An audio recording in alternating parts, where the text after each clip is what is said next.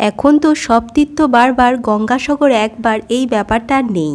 এখন এত সুবিধা হয়ে গেছে যাওয়ার, তো প্রায় দেখি মানুষজন গঙ্গাসাগর যায়। আর আমার তো শ্বশুরবাড়ি, আমাকে তো আসতেই হবে। আর ওই দিন ছিল জেঠুর বাড়িতে খাওয়ার জন্য নিমন্ত্রণ। দেখো চিকেন হয়েছে, আর এই চিংড়ির ভাপাটা তো দারুণ হয়েছিল। আরও অনেক কিছু আইটেম ছিল। আর সবাই মিলে ওই দিন ঠিক করেছিলাম যে কলা পাতাতে খাবো। তো দেখো আমি এখানে বসে পড়েছি হাত টাত ধুয়ে। আর তারপরে দেখো মৈনাক নাকি কী কারণে রাগ করে আছে। যদিও রাগের কারণটা আমি জানি, বাট বলা যাবে না। তারপরে কাকু বসেছে, বৌদি এখানে ভাত দিচ্ছে। তারপরে খাওয়া দাওয়া করার পর আমরা সবাই মিলে চলে গেলাম গঙ্গাসাগর মেলাতে। দেখো কত মানুষের ভিড় এখানে। এখানে তিতু আর আমি দাঁড়িয়ে আছি।